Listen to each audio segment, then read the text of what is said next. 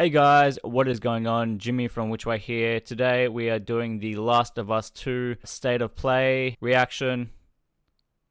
Yes, we are. We are doing it today. I'm very excited. This may come out a little bit late because I had some technical issues with my PC. Let's jump in to this. I'm not getting the game. I wish I could. I don't have a PS4. I don't really record, story centered, focused single player games, unfortunately. I like to play those types of games outside of recording. So here we go. The wait has been long, and we're extremely grateful for your patience. Oh, I forgot to mention as well. I guess you could say I'm one of the lucky ones. I have not seen any leaks or spoilers, for that matter. Have not read anything, so I'm clean. Got nothing. It's all new, all brand new to me. Especially now, in the midst of these unprecedented and challenging times.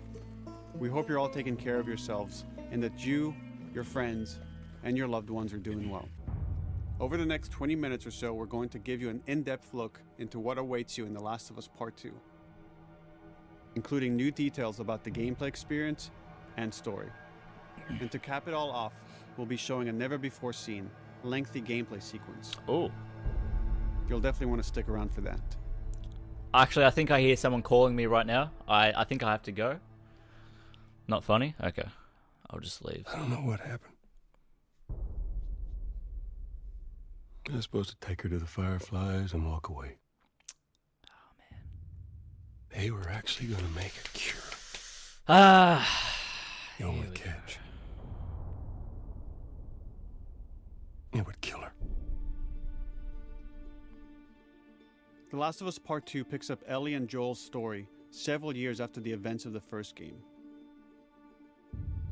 Ellie and Joel have settled in Jackson, Wyoming, amongst a thriving community of survivors. Okay. With the threats of the world kept outside the town's walls, Jackson has been able to find relative peace and even stability.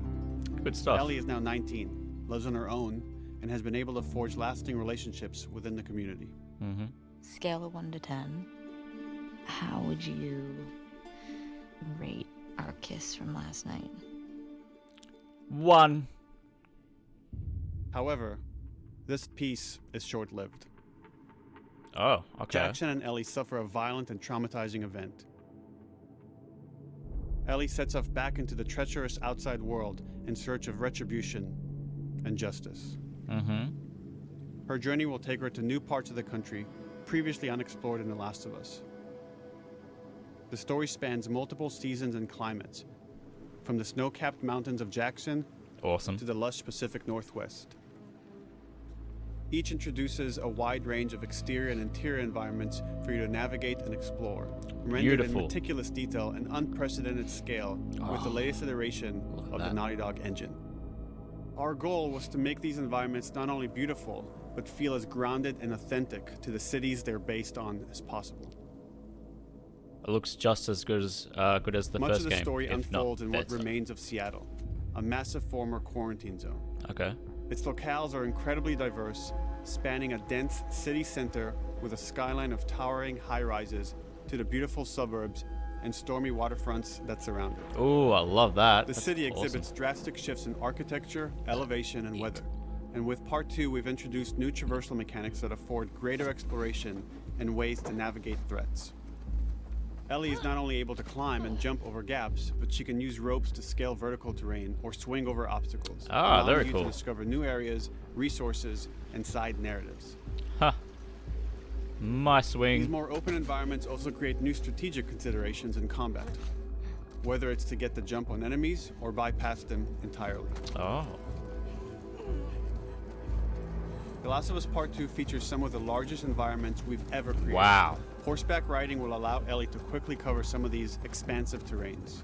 It's like open Some world. streets are so flooded that a boat is required to navigate them. Ah, beautiful. I think I might just get However, this game. The world of The Last of Us is as lush and inviting as it is deadly.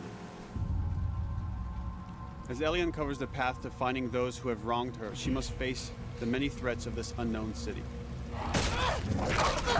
In the wake of the pandemic and the fall of the quarantine zone, Seattle has become a war zone, where two warring factions find themselves in an ongoing conflict for territory and resources. On the other side of this bloody conflict is a group of religious zealots called the Seraphites, or Scars, Okay. defined by the self-inflicted deep cuts that they bear across their faces. Like the WLF, they're deeply tribalistic and territorial. They're known for being stealthy, using overgrowth as cover, and they use more silent weapons like bows and arrows. Okay, cool. Clip her wings.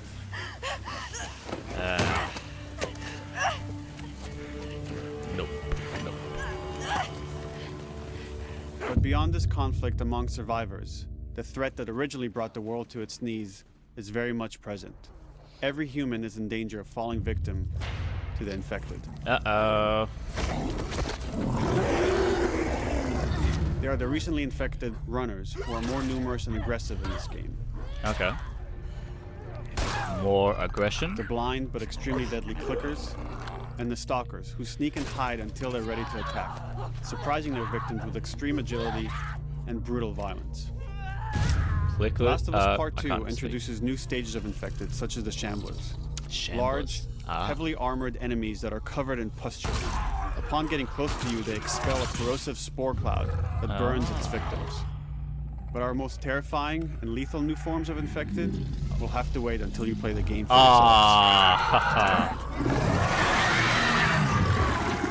They sound terrifying. You can also break glass or crawl through tight spaces to find new paths or areas to evade or take on your enemies.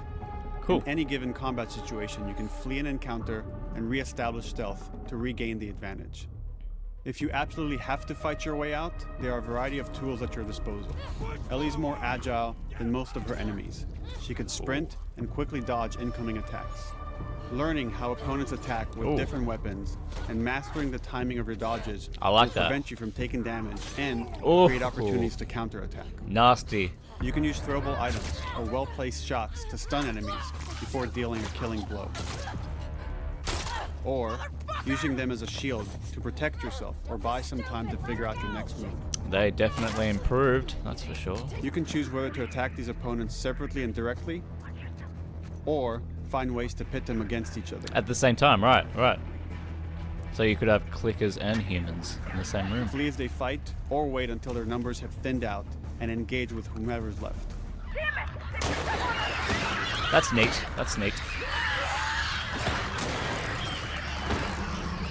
Survival will also require using the parts and ingredients that you'll find in the environment, which can be crafted into a wide range of defensive and offensive items, like proximity mines, explosive arrows, pistol suppressors, and more. Doing it? There we go. That actually scared me. All of these gameplay systems are meant to immerse you in the world and make you feel in lockstep with Ellie's emotional journey. Well, it has to be emotional. Why wouldn't it be? Goddamn. As we've said before, this is Naughty Dog's largest, most ambitious game. It may seem like we covered a lot, but we've only scratched the surface of what it's like to play The Last of Us Part 2. I'm keen, but I'm also scared to see what Ellie goes through. Ah, so that's where that's from. Don't make a fucking sound. Hands up. Is it a PSP or a PS Vita? Sure, yeah. Gotta love Sony. In the hospital. We're in the hospital. Yeah, they're clearing out the upper floors. She's somewhere in there. Oh my god. That sucks. I'm keen to see some dog gameplay, if there is any. I mean, we saw some earlier, but some raw. Oh, there we go. That's a dog, right? Yeah, there we go. Cool. Okay, and you just... Okay, I'm officially not getting this game.